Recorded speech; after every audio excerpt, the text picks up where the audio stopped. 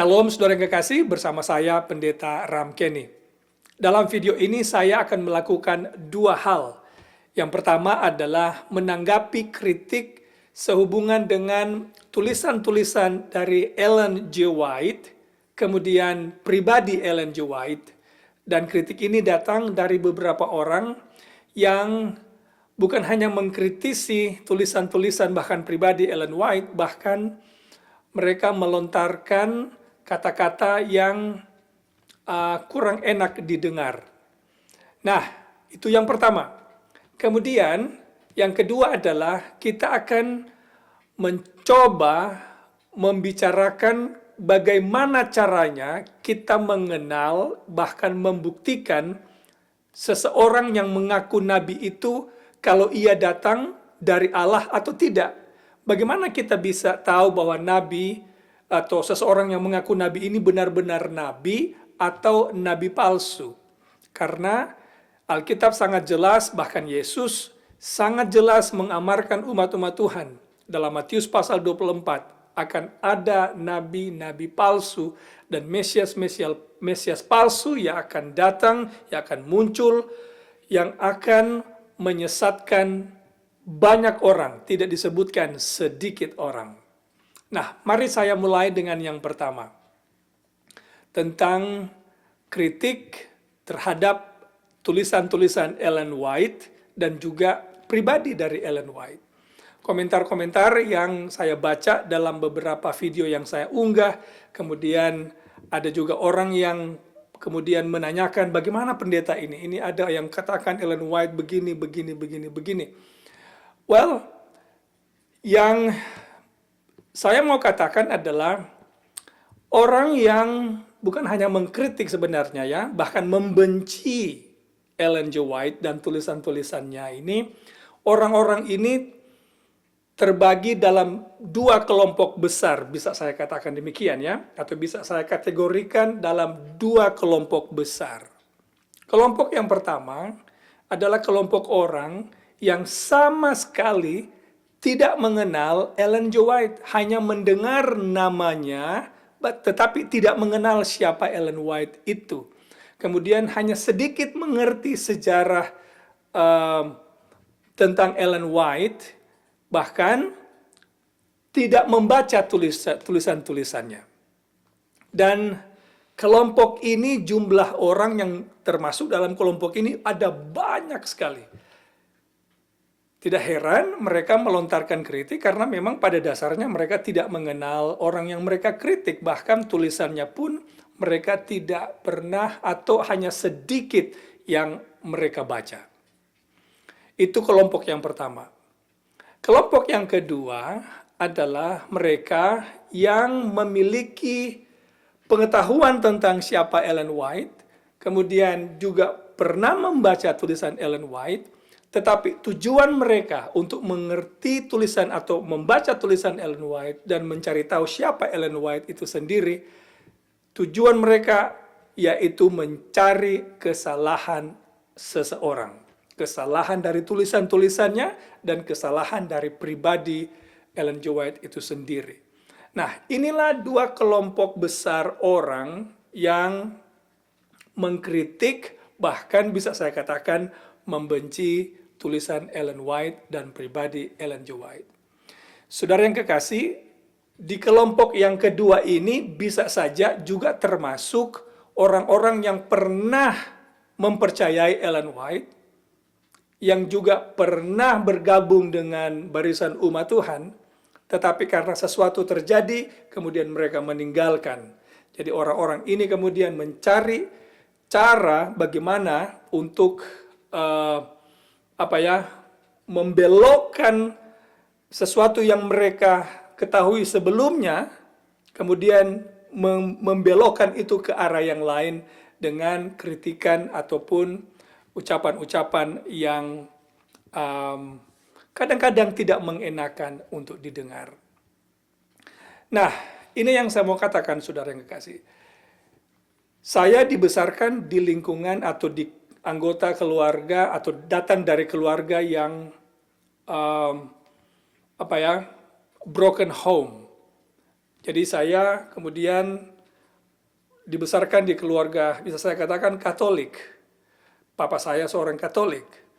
Jadi ketika saya menjadi seorang yang yang mendalami Alkitab, kemudian menjadi seorang yang memelihara hari Sabat, ketika saya mendengar nama Ellen White, pernah satu saat saya sempat bertanya-tanya, siapa nama ini? Siapa orang ini yang sering disebut namanya sebagai seorang nabi yang tulisan-tulisannya ini banyak digunakan untuk menjadi panduan di kalangan umat-umat Tuhan. Kemudian saya meragukan siapa orang ini sebenarnya, meragukan the gift of prophecy yang ia miliki. Yang saya lakukan kemudian adalah mencoba membuktikan apakah memang dia benar seorang nabi atau tidak. Saya kemudian mengambil waktu membaca tulisan-tulisan yang ditulis oleh Ellen G. White.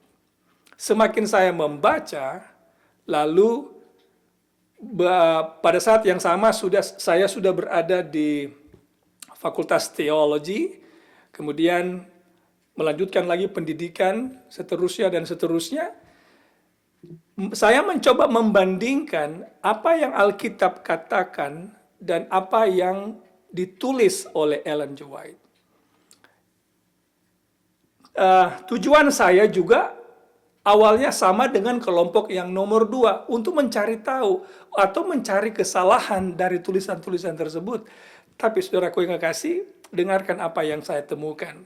Yang saya temukan adalah semua yang ia katakan, yang ditulis dalam setiap tulisan-tulisannya, itu 100% tidak bertentangan dengan Alkitab. Apa yang ia lakukan justru menerangkan Alkitab itu sendiri. Ia meninggikan Alkitab. Jadi semua yang ia tulis itu berdasarkan Alkitab. Jadi itu yang saya temukan. Nah, sekarang bagaimana saya bisa tahu kalau dia ini adalah seorang nabi yang benar? Kemudian saya mencoba mencari tahu apa yang Alkitab katakan tentang ini. Karena sudah nggak kasih, di dunia kita ini, di zaman kita sekarang ini ada banyak orang mengaku seorang nabi.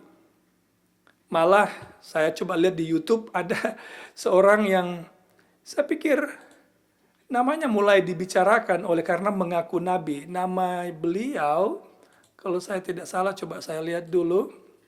Nama beliau adalah coba lihat dulu di YouTube ya. Oh, nama beliau adalah yang mengaku nabi Luga Tambunan. Tapi sayangnya saya mengikuti satu video dari dia yang berdebat dengan salah satu orang. Saya mendengar kata-kata yang kotor, kemudian kata-kata yang keras, yang tidak sepantasnya diucapkan oleh seorang Kristen yang baik. Saya langsung secara otomatis karena Nabi Allah tidak akan pernah mengatakan kata-kata yang seperti itu ya, yang tidak enak didengar oleh orang. Nah, mari kita buat saudara bagaimana kita mau membuktikan Nabi itu benar atau tidak. Saya akan menyebutkan beberapa hal kepada saudara. Bagaimana kita bedakan mana nabi benar, mana nabi yang hanya mengaku seorang nabi. Yang pertama adalah semua karunia kenabian, bila ada seseorang yang mengaku nabi, memiliki karunia kenabian, maka ia akan selalu selaras dengan Alkitab. Apa yang ia ajarkan, apa yang ia ucapkan, haruslah selaras atau harmonis dengan Alkitab. Kita baca ayatnya dalam Yesaya pasal 8 ayat 20 berbunyi begini.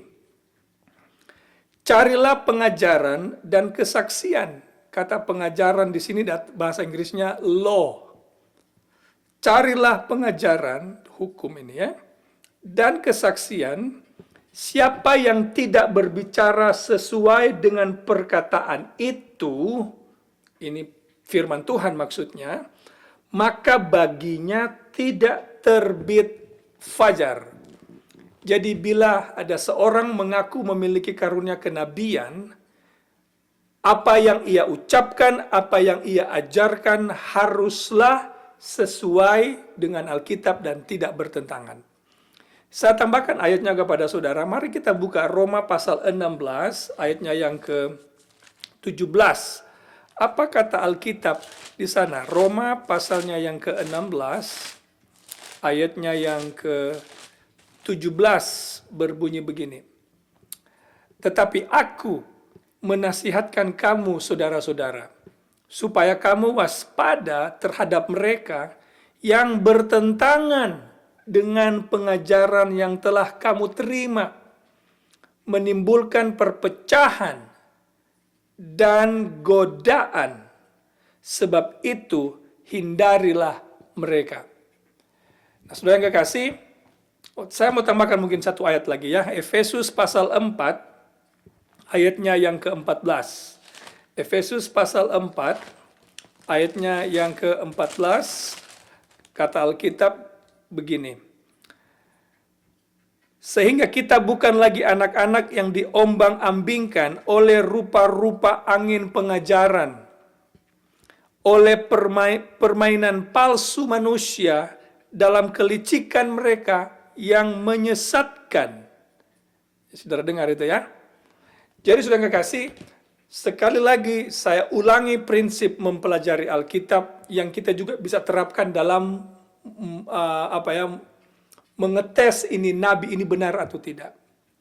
Nabi-nabi atau rasul-rasul perjanjian baru, tulisan-tulisan mereka itu tidaklah bertentangan yang satu dengan yang lain.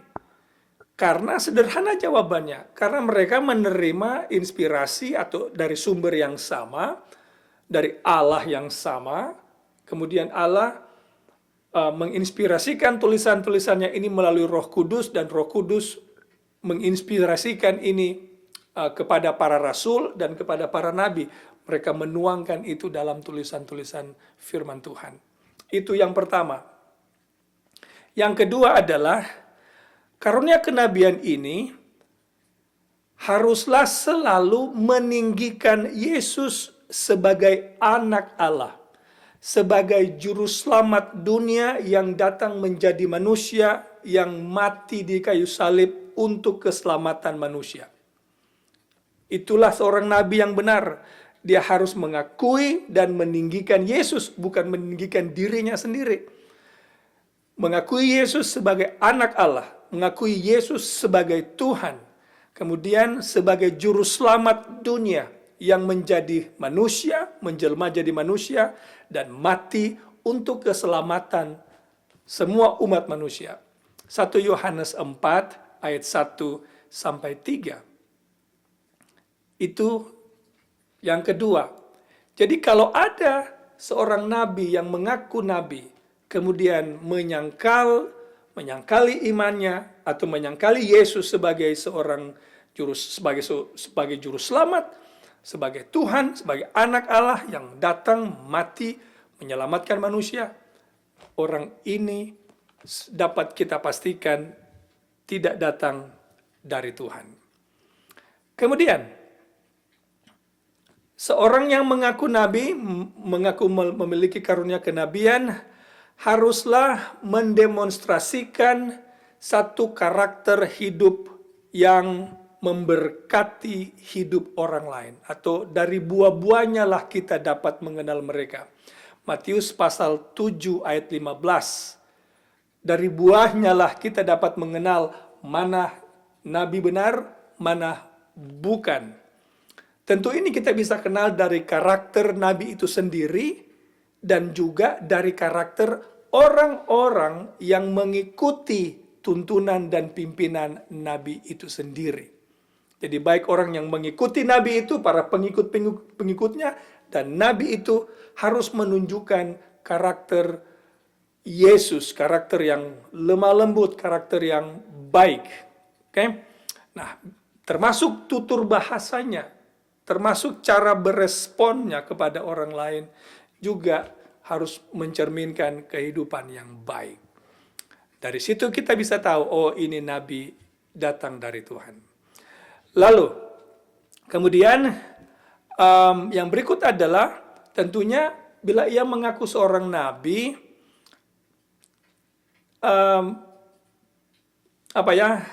nubuatan-nubuatannya itu haruslah digenapi. Karena bila tidak digenapi, dia bukanlah nabi yang benar. Tetapi ada pengecualian, saudara yang kasih. Ada hal yang harus kita ingat, maksud saya bukan pengecualian. Ada nabi yang nubuatannya itu bersifat kondisional. Saya beri contoh. Nabi Yunus.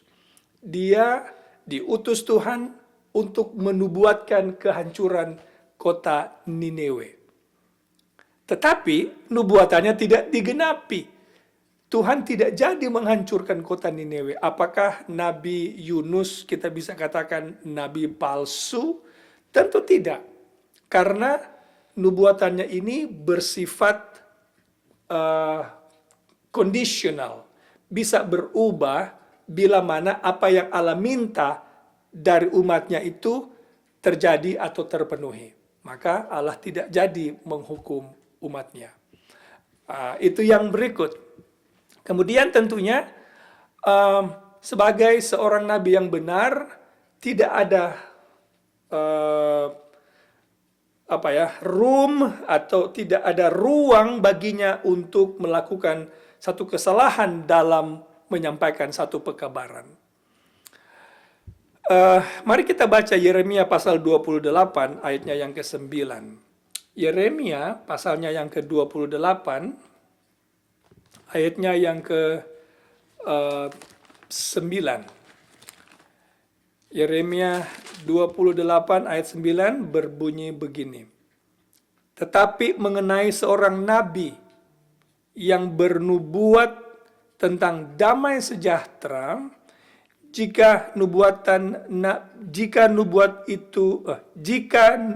nabi itu digenapi, maka barulah ketahuan bahwa nabi itu benar-benar diutus oleh Tuhan. Saudara dengar itu ya? Jadi nubuatannya harus digenapi dan juga tidak boleh ada kesalahan di dalam nubuatannya itu. Nah, hal yang lain mungkin yang bisa saya tambahkan adalah selain nabi itu harus meninggikan Yesus, karunia kenabian juga haruslah memuliakan Allah, bukan diri sendiri. Itu mungkin juga penting untuk saya tambahkan. Tanda yang lain dari nabi yang benar adalah menuruti 10 hukum Allah.